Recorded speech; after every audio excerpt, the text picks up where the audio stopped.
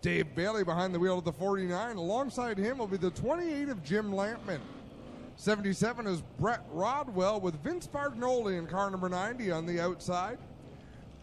Nick Liverance scheduled to roll off next in the 911L. Alongside him should be the 26 of Mike Ferguson.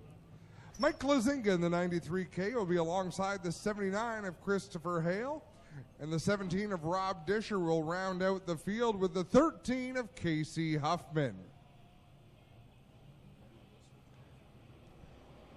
Green flag out of turn number 4. Tommy Gouge joins me for this one. 20 laps the distance on this one. 26 Thunderstocks were scheduled. I think we maybe are missing one or two. Hoskins was upside down last week. Now he's fighting for the lead with Liverance. What a great story for Rob Hoskins. In fact, the other Liverance car is the one that was upside down. So bookends right now. Rob Hoskins in the lead.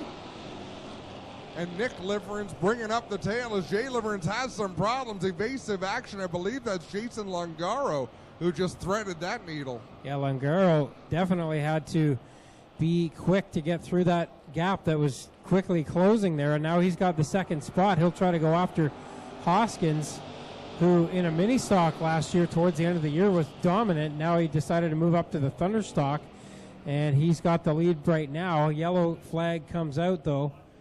As a it looks multi-car like skirmish. Brett Rodwell was involved, as well as Jim Lampman in that 28. So both those drivers know, hey, we're ahead of the 49. They got to keep the loud pedal down and try to make smart moves and stay out front and hopefully be in contention for a win. Bit of a ragged start there. Terry Martin kind of was a little bit slow. Bomberry got to the inside of him, but it looks like we will keep going for the moment. Hoskins and Longaro side by side down the backstretch. Then it's 3 wide for third. Great battle for the top spot. Rob Hoskins down on the inside in that rather ugly 37H, but it looks better on its wheels than it did on its roof. And he's doing a good job fighting with some very good Thunderstock competitors there. Dinning and Longaro, the teammates now, the 7 and 8 cars. And then it's Richardson in the 11 who's having a good run here tonight, the driver out of Port Colborne in that Dayglow orange machine. Ryan Dinning already out in front with Jason Longaro. Dave Bailey barely into the top 10 in that white and blue number 49. But Dinning right now not driving away. Longaro giving a great battle for the lead. Bailey is just methodically picking spots up right here, not pushing too hard. Still 15 laps to go this time by, and now Bailey sniffing around for a top 5 spot on the outside of Quinn. Wow, I'm not sure Quinn knew someone was out there. Looked like he was set to drive up towards the wall, then realized there was a car out there, and it was Dave Bailey on the move. The 49 of Bailey up to 4th. So Bailey now up to 4th, and he's up in the high groove where he likes to run that car if he can, and now he's got clear track ahead of him for the moment as he tries to get up and on the outside of Rob Hoskins. Jay Liverance in that 40 car had problems, got into the wall on the back straightaway, peeled the car into the pits off the end of 3 and 0. Christopher Hale goes around and gets T-boned by Melissa Miller right in the driver's side door. He's pointed the wrong direction between 1 and 2. And yellow will come out. Tough break for Hale, who was having a good start to his rookie season, but this will put a dent in those standings for him. Well, a few laps ago, I watched him go down the back straightaway, and sparks were flying off the car as he rubbed against the concrete outside wall.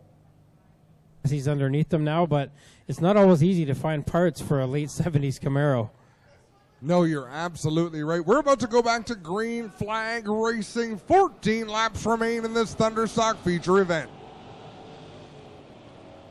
So here we go again. Bailey back to the inside now. He's been pretty much in every groove you can run on this track, and we've seen them 7 and 8 wide here in the past. He's used, I think, all of those so far as he goes searching for another line to try to make it 3 wide for the lead with Dinning and Longaro. Dave Bailey working that outside groove. Not sure if Longaro knows he's there. He's about to. Bailey way up high on the racetrack. Look at the run he gets down the banking, but Ryan Dinning so much of a shorter distance running the bottom. Blake Bomberry heads to the pits. So a tough break for him. Bomberry's been a strong runner here over the past couple of years, but he is not on the track for the rest of this race. Dinning and Bailey still side by side at the front of this one as Longaro's fallen back just a little bit. And Dinning has seen this movie before with the 49 car on his outside. Casey Huffman in that shed in a day, number 13. He heard that engine coughing and puking down the front stretch. He'll take it pit side. Looks like Melissa Miller is headed there as well, as a great side-by-side battle for the lead between the two winningest drivers this season. And so Dinning and Bailey still going at it side by side. They'll get the cross flags this time by. 10 laps in and 10 to go. And now Bailey will take the advantage for the moment. We'll see if Dinning can get back by him. It looks like Bailey is much faster in 3 and 4. I thought Dinning was a bit quicker in 1 and 2, but he's searching around for some different lines, trying to find somewhere that he can compete with that 49 of Bailey. Track is going to change here a little bit over the last course of this race. Still lots of cars out there to make things interesting. And now Quinn and Dickey and Klazinga all go off the end of turn 3. That was strange. I don't know that I've seen that. They just all, I wonder. No, nobody could have blown up because they've all driven away. They all. 9 laps remain here in this 20-lap Thunderstock feature event. Ryan Dinning was undefeated last weekend. He won Friday, Saturday, Sunday at Ohsweken Merrittville Humberstone. Let's see who's going to set the tone for this weekend's racing. We're about to go back to green. So Bailey chooses the outside groove for this start. Interesting move by him. And we'll see if it pays off for him. So far, he gets a good run down the front straightaway and into turn number 1 and 2, but it's definitely slicker down there than it was a few minutes ago. What a move by Trevor DeBoer in that 23. Shoots between the Longaro 7 and the 25 of Kenny Sargent coming out of turn 2. So some other fast cars making their way to the front now. DeBoer, Sargent, and Lemaire all up into the top 6 as Dinning goes after Bailey on the inside of turn 1 and 2, but Bailey with the momentum out of corner 2. And Trevor DeBoer fending off the 25 of Ken Sargent. Has he ever won a Thunderstock feature, Tommy? He may have won maybe one of the twin 15s a while ago, but he hasn't been to victory lane very often. He's been on the podium a lot, has Sargent in that 25 car, but he's up into the fight for this win now. What a great battle still. Ryan Dinning on the inside, the 49 of Dave Bailey on the outside. A couple of Dinning's teammates, the 25 of Ken Sargent, the 7 of Jason Longaro. That's your top 5.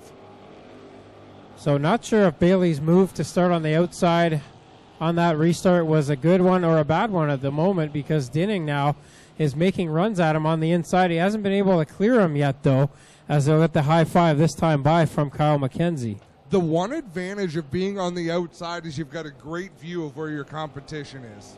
And Dave Bailey, with that level of experience, you go in the corner, you can see Ryan, a quick look to the left, you can see what else is out there.